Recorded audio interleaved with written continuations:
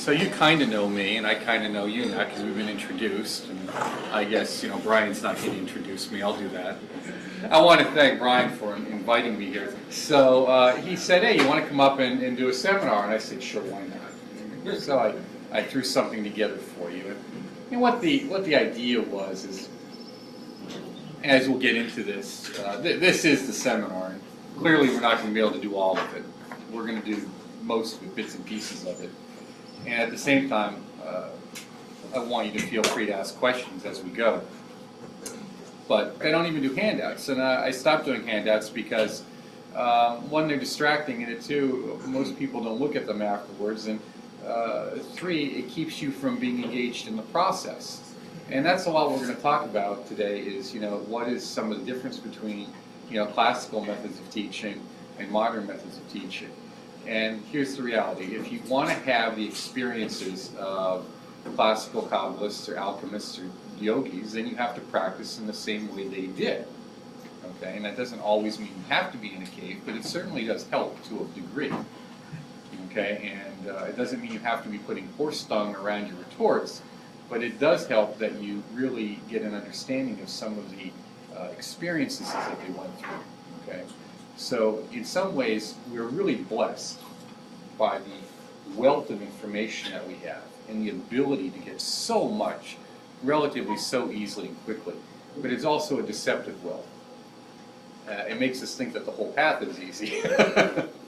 Just because we got to the gateway pretty quick, it doesn't mean we get out of it or make much progress. So I'm going to help you think about some of those things and also look at different systems and what makes them of value. What is it that constitutes an actual working esoteric practice or system? So what we're going to do in the first part of the morning is go over some of the generalities of what is Hermeticism, okay? What is Kabbalah and alchemy, and what are their worldviews, okay? And we'll talk about that. And I'll draw some stuff on paper here, and you're going to copy it down, just like it was way back when. I mean, everyone likes to say, oh, I wish I had gone to study with Frater Albertus. No, you don't. No, you don't. You drew everything by hand there. There was never any such thing as a handout. And I've seen people's notebooks from that period. Okay. And there was a purpose to that. That was so you'd learn it. And you only learned it by studying it. You only studied it by what? Engaging your senses. And that's all of it, not just the sixth one we call a mind, but the other five, okay? You engage them. And that's what ritual does, right? Ritual takes the abstract symbolism, choreographs it into a kind of a mini play, and therefore we absorb that through what? The senses. So our senses are very important to us. They're the gateway. They're our gateways to consciousness. Then what we'll do after lunch, we'll go over different aspects of lucid dreaming, astral projection, and the body flight. I know that's what you're really here for, right? Yeah. But I got to give you some background as to why that's important. I can't just give you the other stuff. Because if I just give you the technical how-to and you don't have the theoretical why, we have done the practice without learning the theory first, and we have violated the first rule of alchemy. So we got to go according to the rules. Yes, there are rules. Heaven forbid we should say that. We can't just make it up as we go along and then expect to get to where we want to. So, that's why we have systems, more or less. Then I have some gifts for you that I will give you at the end of the day. We'll do it according to classical style. And then tomorrow, we will go over some basic alchemical work, some basic spagyrics. Okay? It's probably not going to be as hands-on as we'd like it to be, but at least you'll get to see some stuff getting done. And you'll also get to take some spagyric products home with you. So good. So that's good. That is the overview. That is where we are going. Let us really realize why we are here, and we are here to pursue wisdom. And wisdom is both not only Sophia, goddess of wisdom, but also our Hermes, right? 12th, Taputi, 12th Hermes, the Egyptian god of wisdom, god of magic, god of the spoken and written word, written word more than spoken, but he becomes lord of that later on too. And we see reference to him in what is the foundational text of Western esotericism. And there are many Western esotericisms. Let's be clear on that. It's a plural, not a singular. Has anyone ever read Antoine Favre? Professor at the Sorbonne not too long ago. He's founder of their chair in esoteric studies, as he politely reminded me on several occasions, esotericisms. But the Corpus Hermeticum, or the body of Hermes, is a body of text that is the foundation of Western esotericism, or Hermeticism. Hermeticism is the bulk of what we consider Western esoteric practices. There are other aspects to it too, where they bleed over or overlap into one another, but not always completely. We often like to think of these things as often existing in very discrete components, and they don't. Okay? It's not like overlapping rings, you know. You have a discrete center to each ring, you have a distinct area within each ring, but then on the edges, you know, things blend. And that's really how everything moves ahead, right? That's how everything happens. Things blend at some point, something new comes up. It may live, it may die, it may not. It may create a distinct order, a distinct society, a distinct culture, or a distinct esoteric perspective or practice, and then it may go away. You know. Other times it will be a gateway, kind of a mouth that absorbs other things into it. Excuse me, if that absorption is good, we have something which is very synthetic, very complete.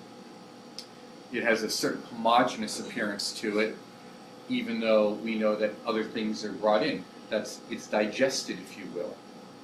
You know, very often we look at people who are going to different movements here, movements there, and they don't know what to practice, right? How often have you found that? You know, you go to this seminar or that seminar, but what do I do now?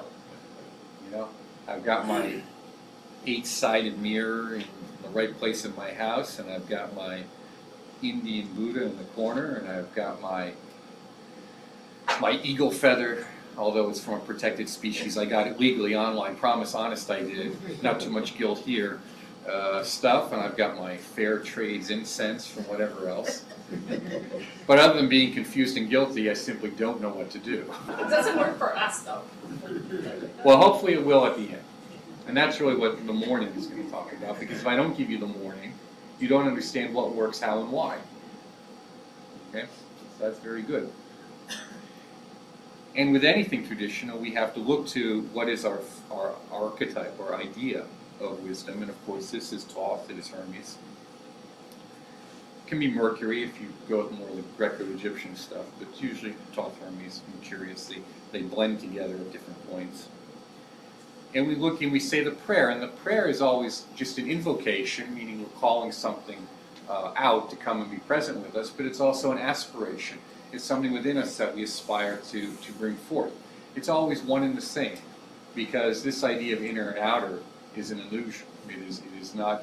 It is an illusion in the sense that it is a perception. It is not an actuality. And I think that's important. I don't like the word illusion because it makes it say it's not real, and it's very much real. It's just not permanent. Okay. Just at one point, this building did not exist. Okay. This building is not a permanent structure, although the Department of Taxation of the town thinks otherwise. The fact is there was a time when it was not here. There was a time when it was not in this state. There's a time in the future when it will not be in this state, and at some point in the distant future, hopefully when all of us are long gone, it will simply vanish as well. Okay? So that's what we mean by not an illusion, that it is not permanent. It has no intrinsic or inherent definitive reality that is unchanging. So we have to aspire to what is that, and it's good if we have an image. And of course the image that we have is of the scribe, Thoth the scribe. Okay, this is a good one to use. There's also at this point in the early 1st or 4th century, they were using images of just a general philosopher, if you will, in his red or gray robes. But if you would hold that in your mind and visualize that, and think of that, and think of it as real, it's permanent, it's right here, and that is in the sense that it is here right now with you. It has always been with you. And our prayers and aspirations are to bring that out. Here with me, and even say the words within your mind. And this is from Book 1 of the Hermetic.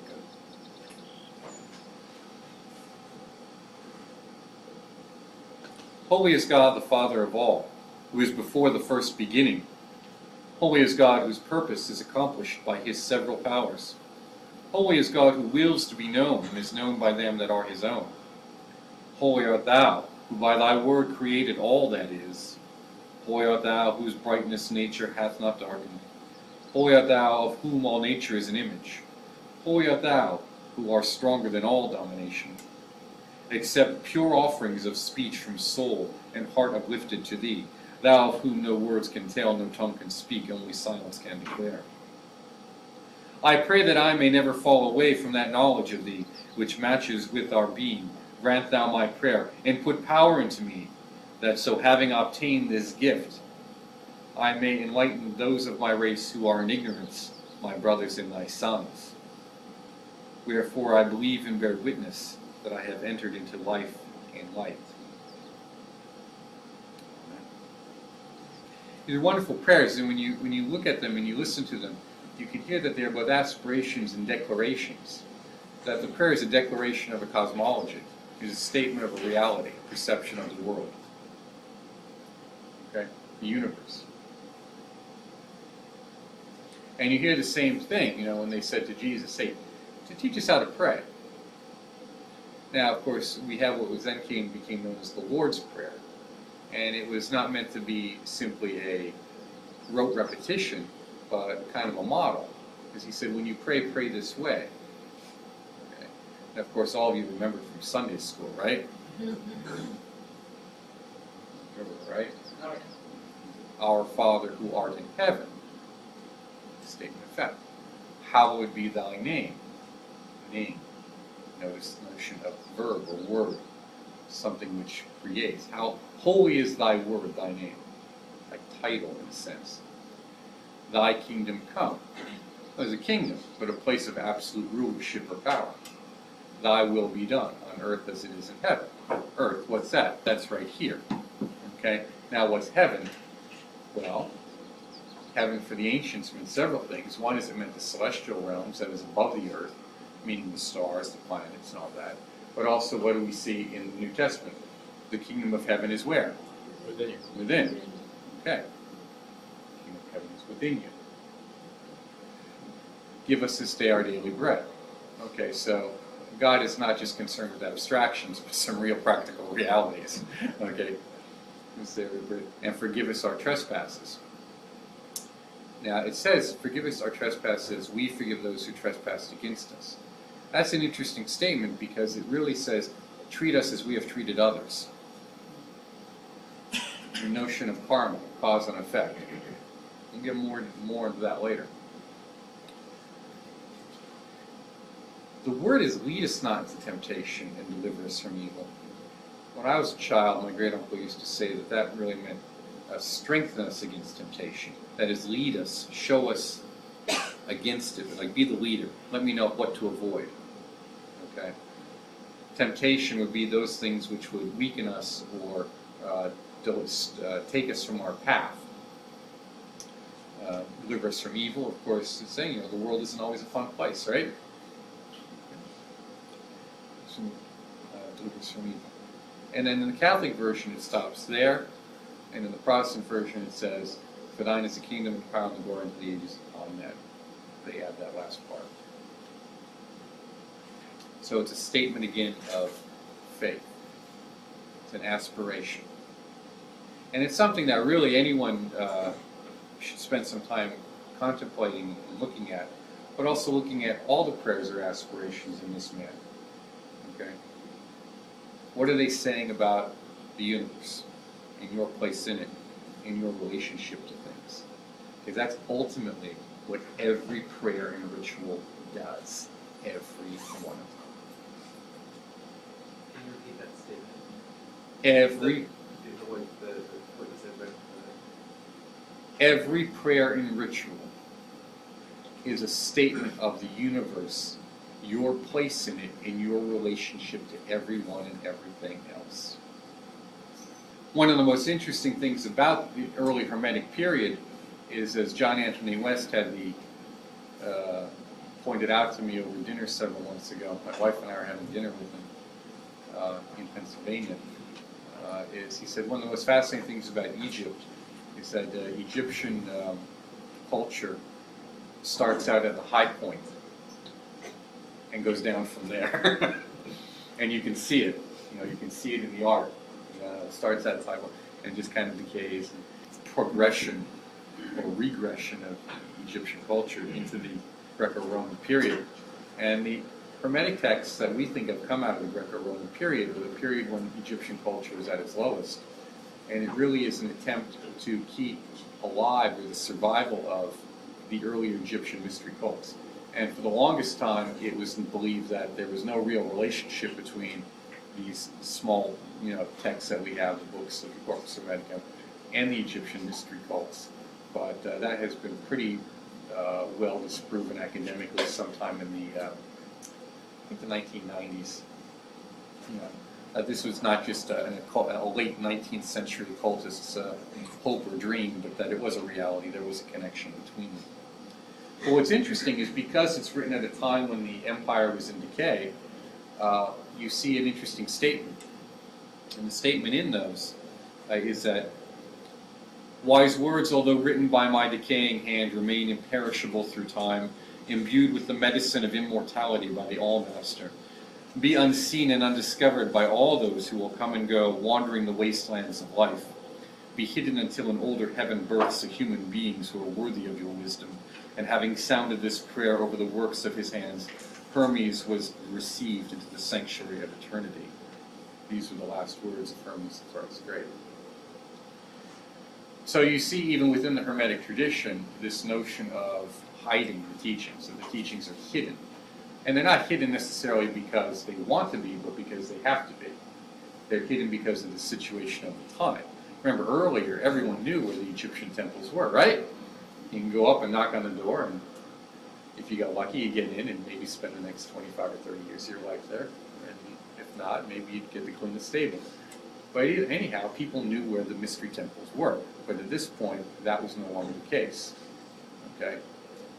So this idea of hidden treasures is quite interesting. You see this notion of hidden treasures. Is there anyone here a Freemason? None of you? That's very unfortunate. You see this notion very well described within the Masonic traditions, particularly those of York Rite.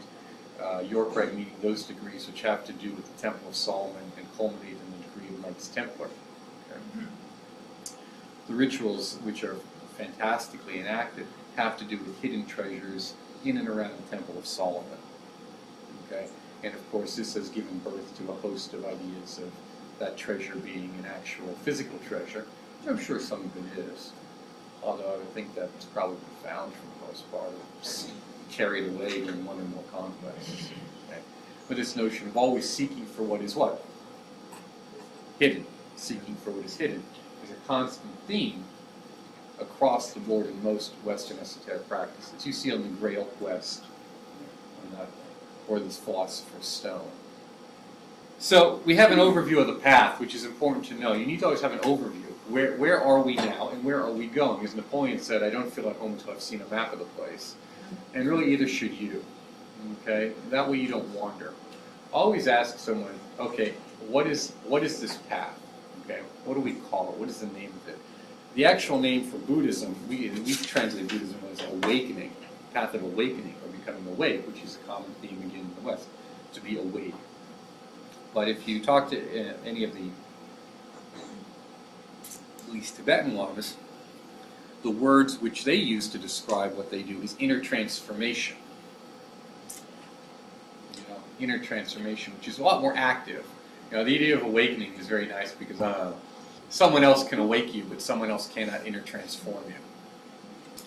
What we call it is the great work. Not the big easy. There's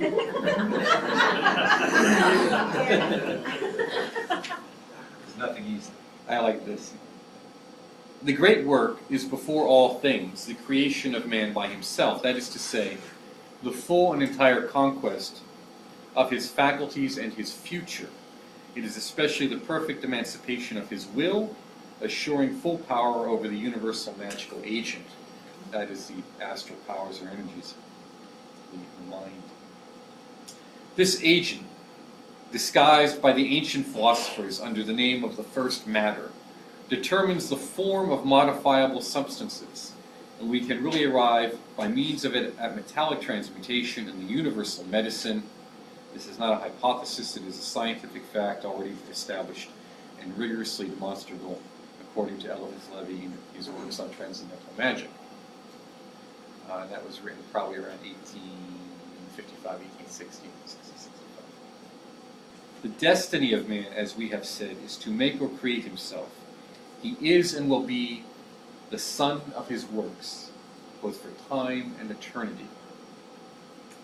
All men are called into the lists, but the number of those elect, that is, those who succeed, is invariably small.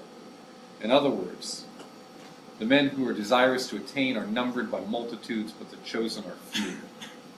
Men who are masters of themselves become easily the masters of others, but it is possible for them to hinder one another if they disregard the laws of discipline and of the universal hierarchy. Life is a warfare in which we must give proofs if we are to advance. Power does not surrender itself, it must be seized. Initiation by contest and ordeal is therefore indispensable for the attainment of the practical science of mysticism.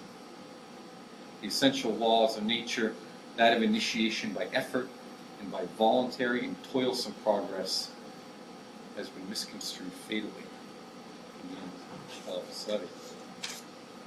What he is saying here is, again, many levels, but the idea is, it is your purpose. I always talk about, what is my mission in life? You don't have any.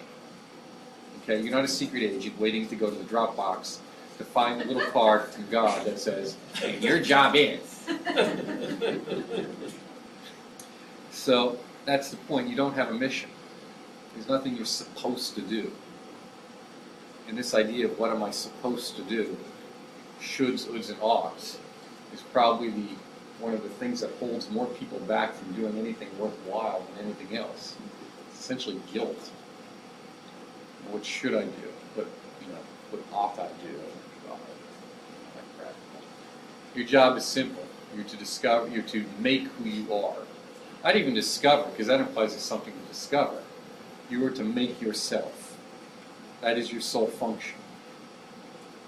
And you are what you have made to this point. So those of you who are obsessed with past lives and reincarnation, please forget about it. You are at the best you have ever been right now. Now, you may have smelled better in the past. You've been prettier in the past. I can guarantee you've probably been richer and poorer in the past. And you've probably been a lot stummer, too. And you've probably had a lot more dirt under your fingernails. But you've never been better. You are the best right now than you've ever been. Your job is to understand what your true faculties and potential is. And it's really no different from anyone else's. You just express it maybe somewhat differently. But your path is to fully actualize your full potential. The emancipation of your will. Will is your ability to choose, decide, and act.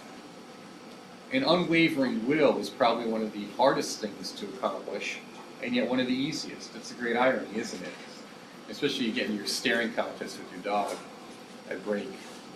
Okay, here are the eggs. You know? But what does it really mean to will? It means to choose. Now you made a choice, right? You made a choice to come here, right? For a lot of you, that was a really easy choice. For some of you, it was maybe a more difficult one. You had to schedule some things. And for some, you probably really weren't sure. You just don't know, right? And then at the last minute, you make a decision. But a choice is easy. Now, if I give you the option of choosing vanilla or chocolate, most of you say what? Vanilla. Was it hard? No. Haagen-Dazs double Dutch chocolate. Vanilla. Chocolate brownie surprise. Okay, you're making it much easier. Sometimes the more details we have make it easier to choose. But the fact is, when you've made the choice, it's often a done deal, right? I know when I'm going to get coffee, it's a done deal. I've habituated myself. I'm going to get, cream and sugar, and that's going to be pretty much it. And I want a stronger roast. Medium is fine, but I don't want anything meat.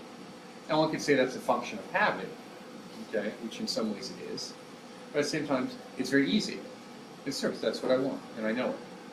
And sometimes you walk into a store to get something, and you just look at something, whatever it is, whether it's the dress, whether it's the book, whether it's, I don't know, just something you happen to see. I want that, and you know it. Now you know that this is because you actually do want it. That this is exactly what you were looking for to fulfill some function or purpose, right? Yes, that's great. Got to get one of those. And it's not just as seen on TV, but it really fulfills a purpose for you. Okay? That's willpower. You've made a choice. We think of will as what? Throwing your shoulder into the grindstone and grunting and puffing away, right? That's not will, that's work. That's too much. It's the staying focused part that most people lose it on. It's easy to stay focused for me when I've habituated myself to cream and sugar. It's harder to stay focused when you have to kind of make the decision, geez, I really got to move some scheduling around to get here. Is it really worth it? Or sometimes you're in the process of making something or doing something, whatever it happens to be, and suddenly you run into the obstacles, right?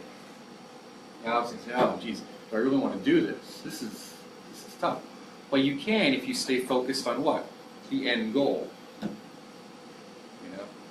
See, when I'm driving up here with two kids in the back of my car, who are not always happy, I don't focus on the fact, oh man, another 3 hours to go. I just focus on the end goal. He's got some good red wine up there for me, and some, what is it, a Wii for my kids to play in the basement. Okay? So that's what helps us. We have a clear focus of what we're after. Clear focus of what you're after makes will easy because you stay focused on the goal. Always on the goal. And in this, the goal is what? Our becoming, our self-actualization, our self-realization, our unfoldment, whatever you want to call it. Okay? So as long as you're constantly focusing on that end state, two interesting things are happening. One is, it's keeping you focused on the end state, but it's also making it happen right now. Because things only happen when? Now. I mean, we can think about the past, and we can think about the future, we can fantasize and dream about it, but we're always right here in the present. Well, in that sense, but we live in the present. Whether our mind is here or not is another story. But the only thing we actually have is what's going on at the moment. And the great work makes us utilize that more and more and more, okay? So that we can become the sons of our deeds. What does that mean? The sons of our actions. We are our own children. We create ourselves. We're self-creating beings. Okay? While we have help from others and from each other in terms of mothers and fathers and friends, it's our choices and our actions that create who we are. And what do we call that? Karma. And what does karma mean? Here's the quiz. I used to teach in fact in the fall I'm going to be teaching some public speaking classes, but I taught the same class, public speaking, in composition, because I used to say clear writing, clear speaking, and clear thinking are all the same function. You're just doing it differently. One you do on paper, one you do with your voice, and one you do in your head. Okay. If you can do one, you can do the others. Okay. So, I say karma, so this is the only Sanskrit word you'll ever need to know, and I write it on the board. Say cause and effect. Doesn't mean anything else. There's no moral implications, there's no ethical implications. It's not about good or bad. Karma has nothing to do with good or bad. It has only to do with cause and effect. If I do this, then this will happen. And we need to really understand that. All of our ethical notions are human constructs to keep society moving forward. Okay? If you look at the Ten Commandments, 3 of them are about your relationship to divinity, and 7 of them are about your relationship to other people. You know? And the 7 about other people basically means don't take other people's stuff. You know? Now think about it. That was a culture and a time and place where someone had to write this in stone. Don't do this to other people, because if you do, what? Yeah. Bad things happen. Right. Good things are what I like. Bad things are what I don't like. And if I do this, probably something I don't like is going to happen. Because societies are built on trust. Everything we do is built on trust. We may call it faith or confidence, but it's trust. You trust Ryan in what he says, that is why you're here. You trust me in what you have read and what I say, that is why you will practice it faithfully, and will therefore derive results from it. If you don't trust it, then what?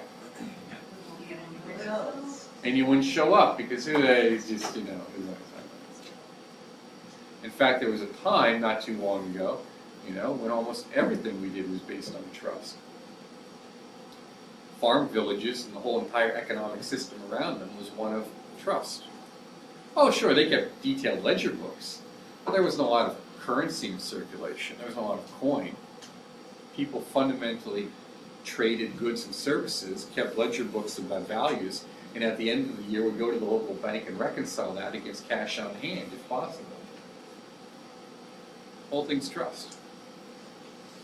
Now, of course, it was easy then because people weren't going to hop in their car and move away.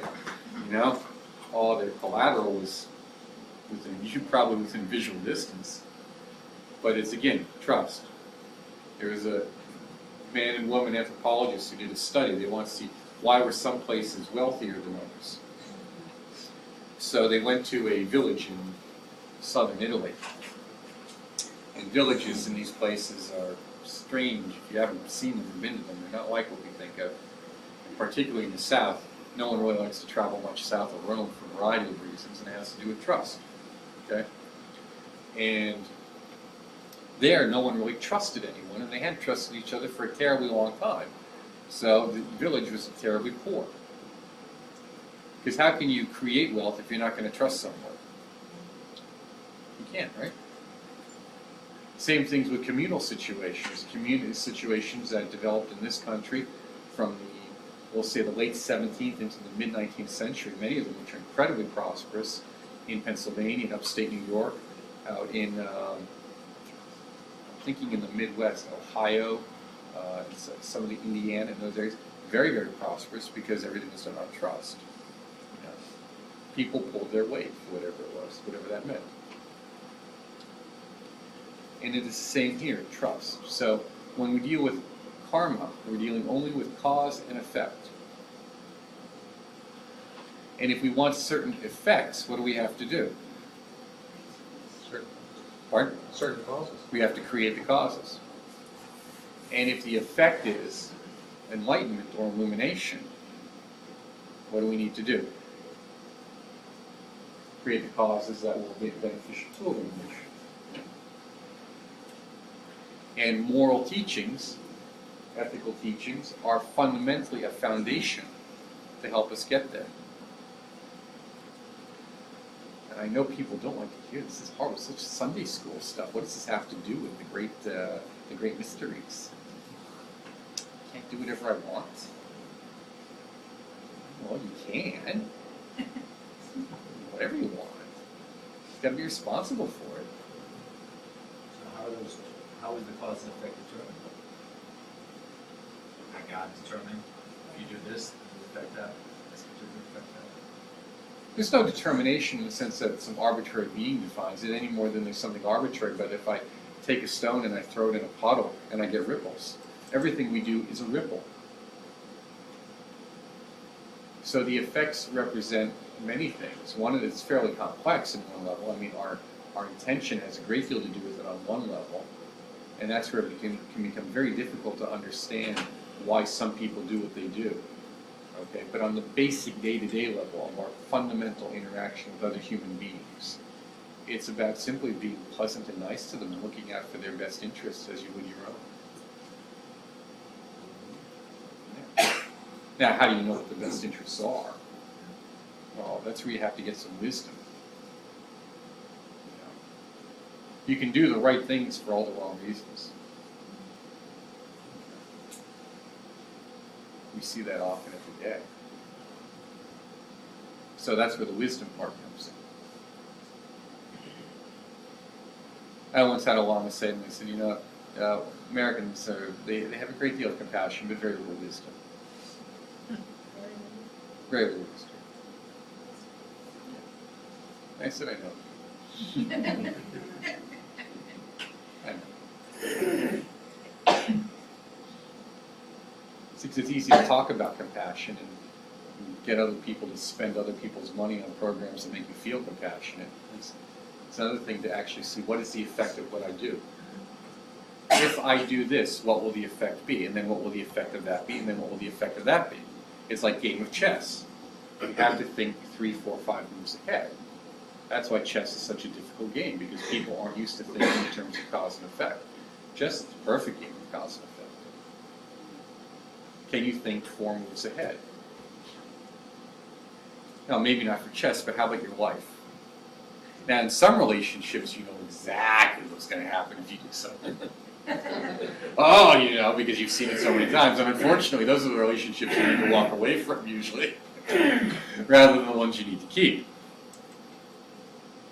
And some of you are saying, but I don't want it to be so complex. I don't want to have to think about it. Well, sometimes you have to.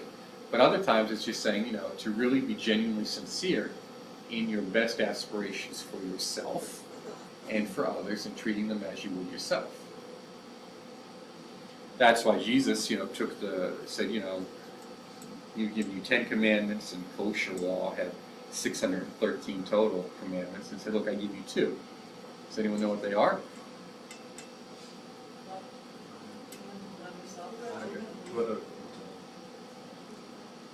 I hear mumbling. Gold rule. No one paid attention in Sunday school. Love the Lord your God with all your heart and all your soul, and love your neighbor as yourself. What if you hate yourself? Well, then you have a problem, and you need to address that, because you cannot hate yourself and make progress on the path. It can be a beginning point of not liking who you are and what you do, and not liking the fruits of the actions that you've accumulated. But at some point, then you have to realize that that is not a permanent state. So, you treat others as you want to be treated. And if you want to be treated nicely, you have to treat others nicely. If you want to be treated with trust, you treat others with trust. The teaching was a fundamental introduction to the law of karma on a very basic scale, as compared to the more elaborate laws of karma, which had been just totally, or cause and effect, if you will. I don't like to use the karma, cause and effect, that had just been mutated through creating this vast hierarchy of do's and don'ts and all that stuff. It's very difficult. In fact, I had one fellow say to me, he goes, well, you know, the reason, I think you'll like this part, the reason, you know, the Chinese, how is it, the story goes something like this. Okay. The Buddha says, we got to send, you know, the Chinese some wisdom. Oh, geez, what are we going to do? We got to send them some enlightenment. Okay. So I guess one of the, you know, it says Manjushri, you know, you got to go over to China, you got to help this. Manjushri's the god of wisdom. That's why I'm bringing it up. You got to go help these folks, you know. Manjushri goes and it's not happening. It's not impossible. And he goes, oh, go back, do it again. He comes back and he says, look, they just didn't get it. Because then this is what you need to do. He goes back a third time and he introduces him to Feng Shui. If you put this here, good things happen. If you put this here, bad things happen. And so he taught him Feng Shui as a fundamental introduction to the law of cause and effect.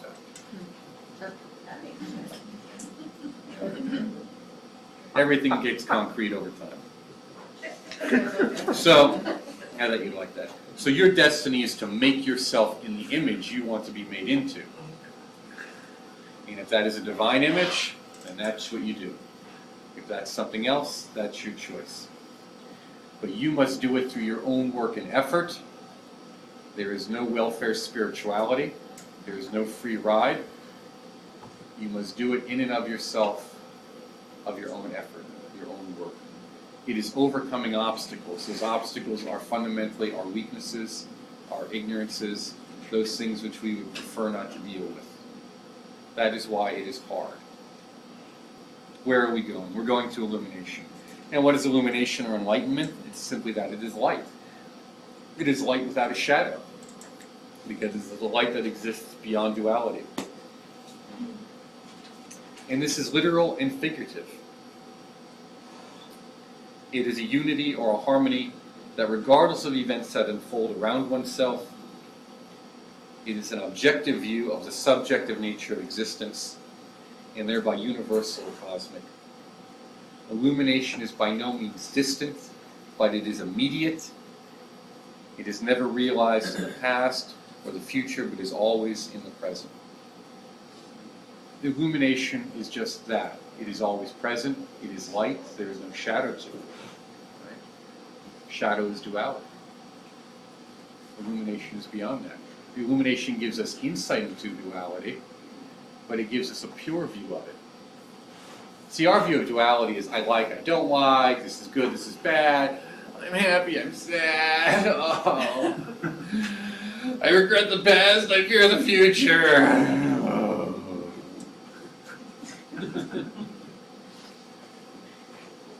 Illumination knows none of that. It can perceive it, it can see it, but it doesn't dwell in it because it sees the big picture.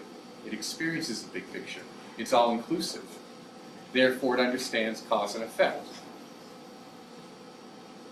You experience illuminations all the time. You just don't recognize them because you're waiting for some big light to go on inside your head. You're waiting for some great conversion experience like Saul on the road to Damascus. You're going to be struck down off your horse and go blind for 3 days. So, yeah, that's the problem. You're missing what is right in front of you. And that's the nature of our obscured or ignorant experience of life. We're ignorant because we're missing what is right in front of us. How do we get there? The long way or the short way? Choice is yours. In different systems, you see different statements about if you undertake this path, perfect enlightenment can be achieved in this many lifetimes. And when you think about a lifetime, at one point it seems such a long time, and then at another point it seems terribly short. And then when you start, adding those up, it doesn't seem like that far off. So if someone says to you, you can achieve perfect enlightenment in, 10 or 12 lifetimes, you may say, oh, that's so far off. But look at your own life and how far you are. And the reality is, and welcome to the pleasant part of the program, most of you are halfway dead.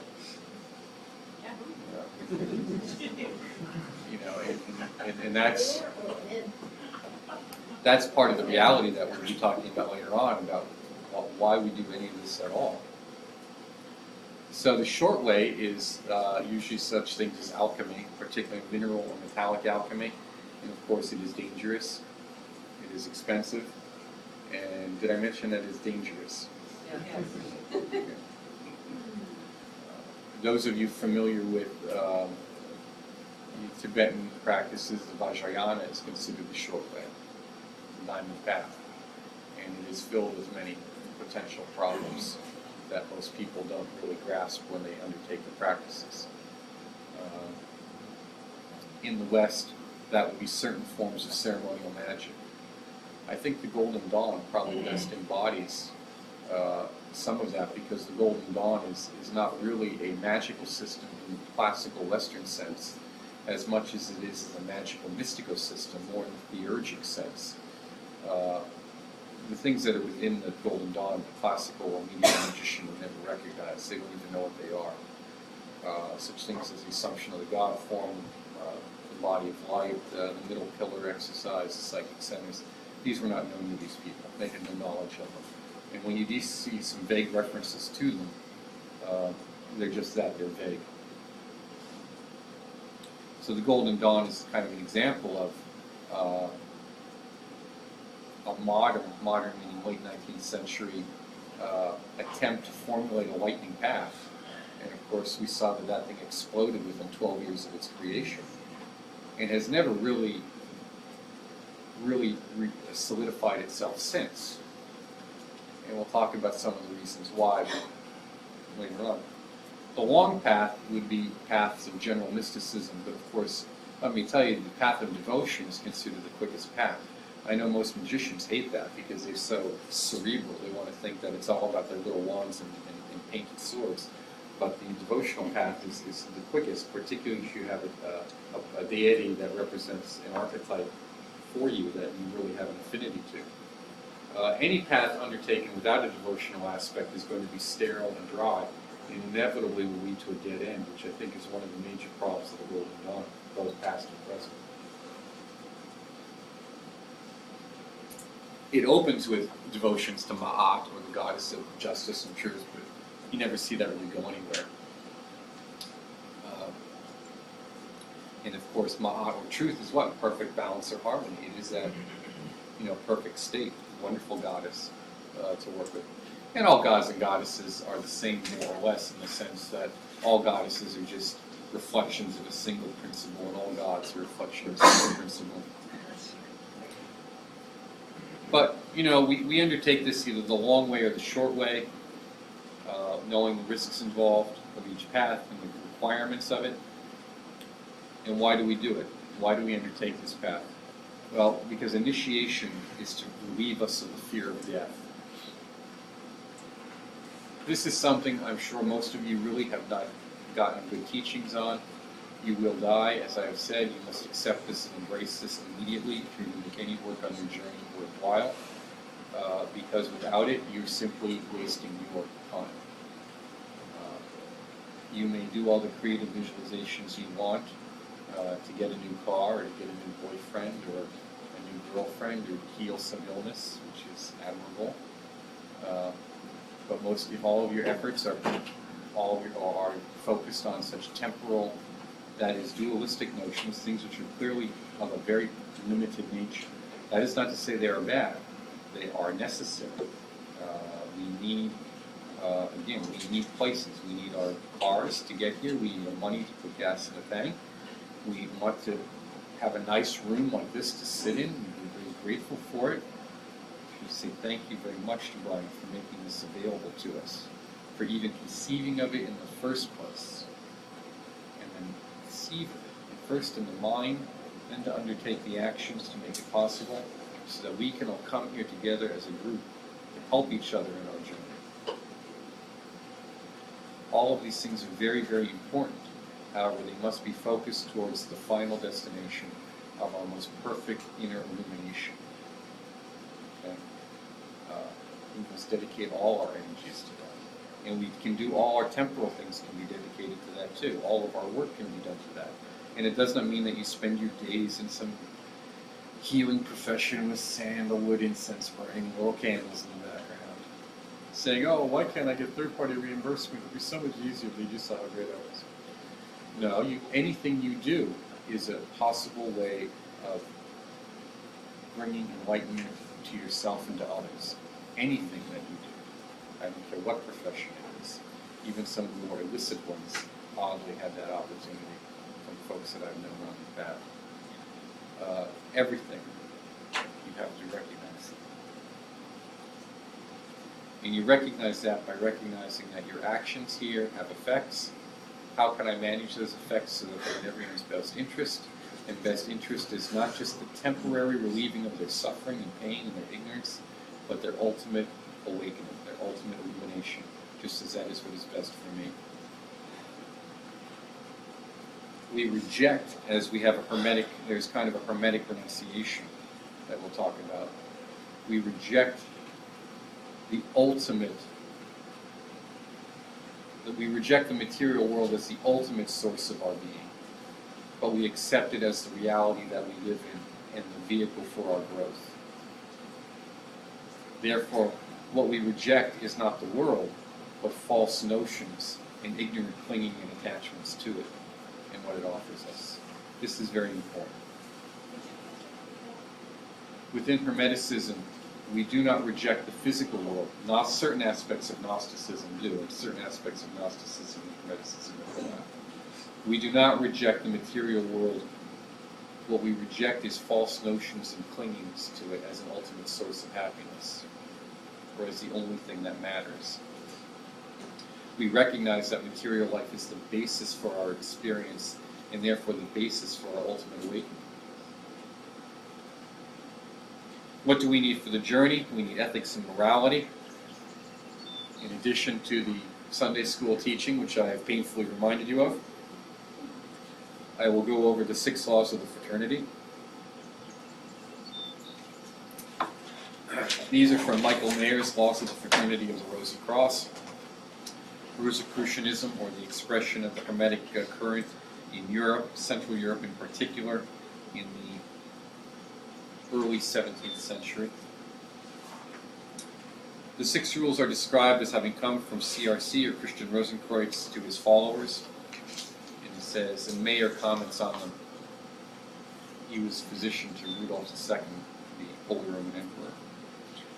Something may be said concerning the number 6, which hath very much of a perfection in it, so that a society by abundance of laws is not in confusion, nor yet by paucity and fewness tied up from all liberty. That works on both the outer worlds as it does in the inner. First, is that none of them, meaning none of the fraternity, should profess any other thing than to cure the sick and do that freely. This was very important because at the time, medical attention was very poor at best, and even the physicians were not often well trained or well educated. So if you actually knew how to help people to relieve their suffering, you were obliged to do so, just as we are today. So can you read that? Hard to hear back here. That none of them should profess any other thing than to cure the sick and that freely. And we can turn the dehumidifier up. Thank you very much. So none should profess. Just that they should to profess anything other than to cure the sick. All I do is take care of sickness. And human sickness is not just physical, but it's mental and emotional as well. It's ignorance. Okay. This is why you need someone to comment on these things. The commentary that you're receiving is an oral tradition. It is not written. And occasionally you'll get bits and pieces of it. This is why this is a traditional teaching. Mark, Yes? are you saying cure sickness or heal people or both? They cure the sick. Cure The the sick. They cure the sick. Okay, The person. The person is sick. We remove their suffering. thanks. Okay. That they should not constrain to wear any distinctive dress but follow the custom of the country. It's very nice that many people walk around trying to show you how enlightened they are, particularly by their dress or garb, but all that does is often make them stand out more than anything else. Some of it can be quite entertaining, or some of it can be fascinating too. One place I worked at was it was a school for what we politely call adjudicated youth. Yeah, and it was an old Roman Catholic institution, a very nice facility. They still had relics in the altars. And I had a nice office, and I had a painting on the wall. I'm trying to remember who it was. It was one of the pre-Raphaelites, and it was, you've seen it, it's a woman dressed in red, standing on a black and white checkerboard floor, looking into a crystal ball. And my boss used to ask me why I had that, and I'd say, because my job is to look into a crystal ball for you. And he kind of knew something wasn't quite right, but he didn't care. Until the bishop called him once, but that was another story. So this one fellow, I was working a little bit later than normal, and one guy comes in for third shift, or second shift, and generally I didn't meet these folks because I wasn't there. And he had a tattoo on his arm. Yeah, he was in his 20s. I looked at the tattoo, and it's a talisman of Jupiter from the seals, from the Key of Solomon. It's not a nice tattoo. Yeah, it's, talking, and I thought, I know he doesn't know anything, but let's see what else he's got. It was a nice tattoo. He probably had something else, right? So he goes, I'll watch this. He lifts up his shirt, and the old Tree of Life tattooed down the front and on the back, all in detail. Kind of like that character from the last Dan Brown novel. He was just waiting for the last place on the shaved top of his head to put something in. Do you have it the right way too? Yeah, they were really good. Yes. These are right. And but it wasn't doing anything for him. He spent a lot of money on ink, but it wasn't doing anything. So while standing out can make us feel good about ourselves, feeling good, being good, and doing good can be 3 very separate things. Right. And we have created a society that really encourages feeling good. Feeling good under the false notions of doing good, too. You know, and, we were having breakfast earlier this morning. Brian's wife was telling me about an experience she had in which she got some soup, and the soup was in a styrofoam cup, and you know, one of her coworkers began to, you know, chew her a new one because she was so environmentally insensitive. And you know, what we do is you see that a lot with people who are wonderfully progressive. They're so good at pointing at other people's faults and not living up to how you fail to live up to their expectations of all the right things you should do. I guess she left the list at home that day, you know. And what it does is it negates, it's a way of negating anything good that the person has done that you don't know about, because they're not wearing it on their sleeve. They don't have the right bumper stickers on the back of their van or car to let you know how good they are as a person. Yeah, I know, you don't want to hear that. But being good, doing good, and feeling good aren't always the same thing. We have to make it so that they are. Okay? We have to make it so that they are. And it doesn't mean we need to tell the world about it. And that's what that is about. Do not wear any distinctive dress there and follow the customs of your country. When in Rome, do as the Romans. That every year on the day of C, they should meet at the Collegium ad Spiritum Sanctum or write the cause of their absence. I'm not really sure what the day of C is. Different authors have different notions. Is it the 100th day of the year? Does it mean Christmas? Is it a particularly odd medieval Christian holiday that's now fallen into disuse? And what is the Collegium ad Spiritum Sanctum, the College of the Holy Spirit? What is that? It's not a physical place, but we're supposed to write of our absence. Hey, sorry, I won't be there. Pentecost? Could be. Different authors have different notions. You'll see different people have different views on it. It's irrelevant. What matters is that the place of meeting is of the mind. The College of the Holy Spirit is a state of consciousness. It's a state of mind. And a college is what? A gathering of people, right? There's other definitions for what a college is, but it's a place where people come together to learn. It is what the Masons refer to as the household of the faithful. And what in, you know, if you were members of a lodge, you might be called a brother or a sister, or a frater or soror. It's the same thing as in Yin, because I know you're familiar with this, I'll make some reference to it. You know, in the Vajrayana, you have your Vajrayana brothers and sisters. There's people who you've taken teachings and vows with, particular empowerments with. Same thing when you've had particular initiations with people in Western esotericism, those are your brothers and sisters. You've had this particular unique experience with them. Okay? And your obligation is to what? Help and support one another in that path. Okay?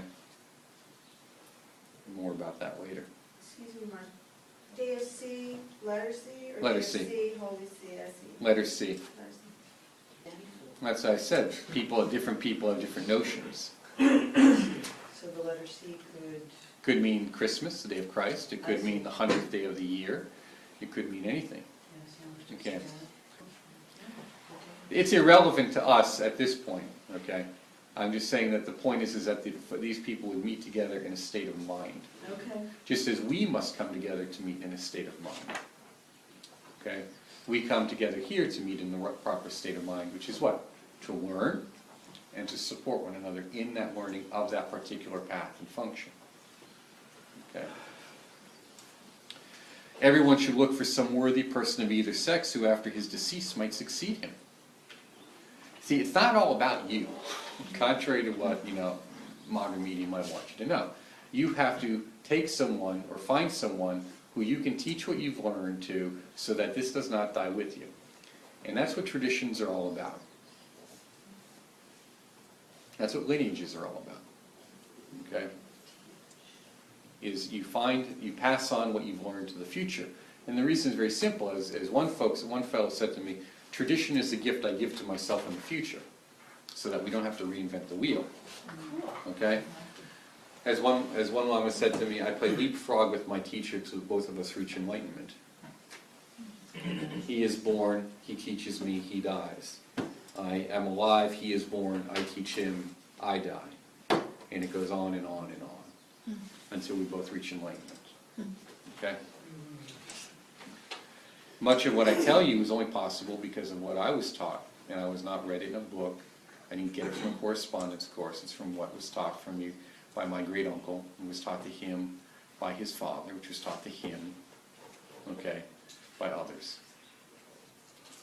Much of it from, you know, the lands of Eastern Europe that where this originated. So this is the thing that, you know, we give to ourselves and to others. That's tradition. The word RC, meaning R period, C period, should be their mark, seal, and character. You will see some example of that later. Okay. RC generally means Rose Crucis, Rosy Cross. Because the cross is a symbol of our work, our effort, and our struggle, and the unfolding of the rose is a symbol of our illumination. And it is a red rose.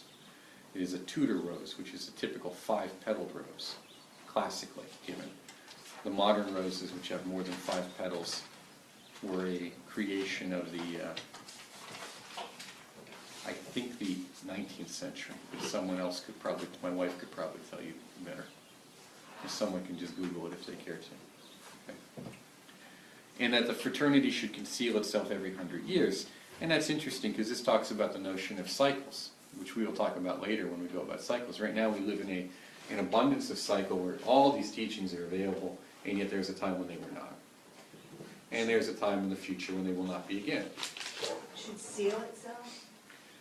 Is that what you said? S-E-A? Oh, the word, Seal. mark, seal, and character. Yeah, that I don't want to go into what that means. I'll talk about this some other time. But it's basically a means of recognition. A lot of these societies were semi-secret or secret, and they had signs of recognition. Like the early Christian church, they would draw the fish as a sign of recognition. And at this time, this group in particular used this sign. Okay. Others had different ones. Masons have some that are different that you may or may not see. Okay. But it represented the time and place in which they lived. That things So were. every 100 years you would change the seal? No. I No. didn't understand what you said. No, that the fraternity should conceal itself. And this talks about the cycle of teachings, and how teachings come and go throughout history. Be available, not be available. Yeah. Okay. Now there are 11 rules. Love God above all else. And you don't have to write these down. I can send them to Brian. Use your time to develop your soul, your consciousness. Be unselfish. Be sober, humble, active, and silent. Learn the origin of the metals in you. Beware of charlatans and liars. Constantly revere the highest good. Learn the theory before you attempt the practice. Practice charity towards all beings. All beings. That means the animals. Right? That means the people. That means dead people. That means the invisible beings who you're trying to supplicate or commune with. And that may even mean some invisible beings who are harmful and obstacle to your path. You need to find out how you can be charitable towards them to get that out of the way. Read the ancient books of wisdom.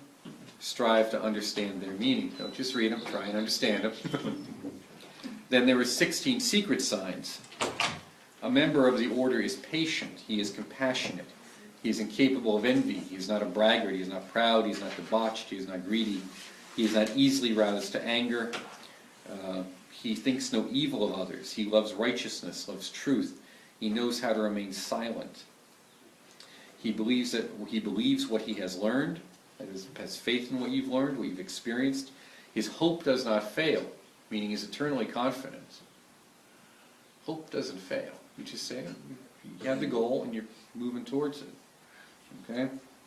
Does not falter during suffering. How often you see people, they have the greatest aspirations. Oh, You know, the universe is your catalog. Just poke it and get what you want. And then when reality hits, all that positive thinking goes out the window pretty quick, huh? Yeah, reality can be tough, right? Yeah. He will always be a member of the Brotherhood, a member of the Fraternity. And if you look, these are all very similar, although this was written during the early 17th century. This is all very similar to what are the descriptions and the vows of what a bodhisattva. The bodhisattva vows. And bodhisattva means what? Awakened heart, courageous heart. You know, the heart is the focal point of what we call for enlightenment. Hence, you know, the symbol of the rosy cross, the heart, the rose is always on the heart. Okay. Their sum is what? 6, 11, 16. What's the sum? 6, 11, 16. What's that add up to? 33. How many? 33. Okay. How many? They didn't go to Sunday school and they can't add. Okay. 33. Right. And what's the number? What do we do by when we do numerological reduction? 6. Right. And what does 6 correspond to on the tree of life? Sun. Very good.